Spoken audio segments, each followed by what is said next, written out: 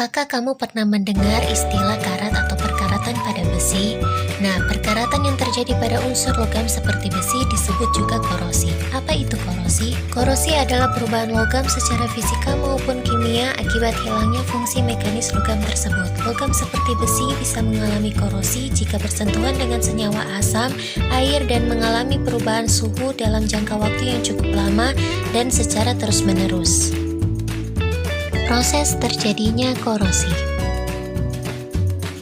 Proses terjadinya korosi merupakan proses elektrokimia. Elektrokimia adalah proses terjadinya reaksi redoks atau reduksi oksidasi secara spontan. Contohnya, korosi pada besi akan membentuk oksida besi. Besi akan teroksidasi oleh oksigen dari udara dan akan membentuk korosi. Persamaan reaksi yang berlangsung adalah sebagai berikut.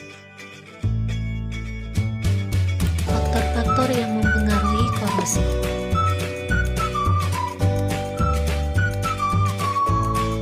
Terjadinya korosi bisa berlangsung secara cepat maupun lambat. Hal itu dipengaruhi oleh faktor-faktor berikut. Yang pertama, faktor air dan kelembapan udara.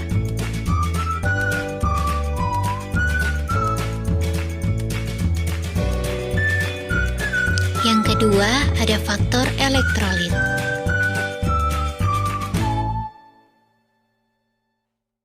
Yang ketiga, ada faktor di mana permukaan logam yang tidak rata.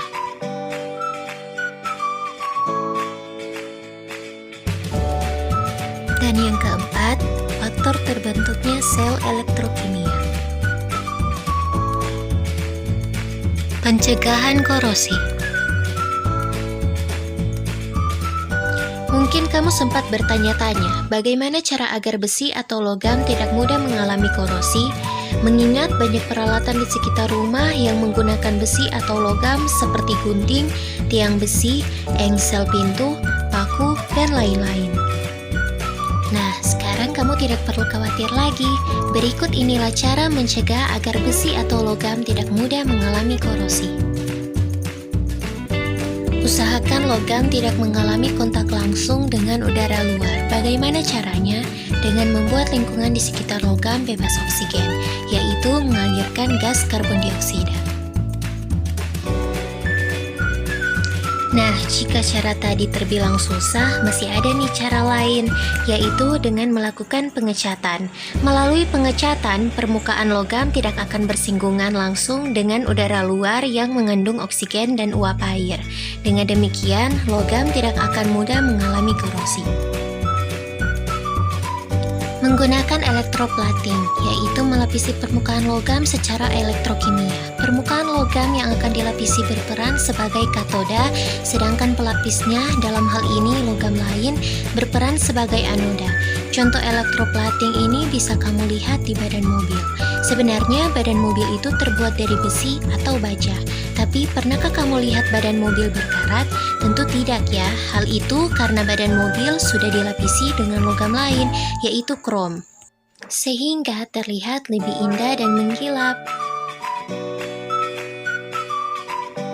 Pengorbanan anoda atau perlindungan katoda, yaitu cara untuk mencegah korosi dengan cara mencegah terbentuknya sel elektrokimia. Perlindungan katoda atau pengorbanan anoda dilakukan dengan cara menyambungkan logam yang akan dilapisi dengan logam yang memiliki potensial elektroda lebih kecil.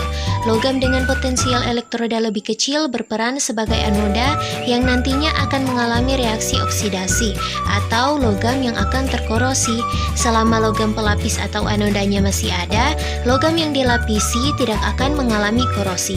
Itulah mengapa reaksi ini disebut pengorbanan anoda atau perlindungan katoda. Dan cara yang terakhir yaitu dengan membuat paduan dengan cara mencampurkan besi dengan logam lain yang tahan korosi seperti nikel atau krom. Campuran ini dikenal sebagai baja stainless. Sekian dan terima kasih. Jangan lupa subscribe, like, dan komen.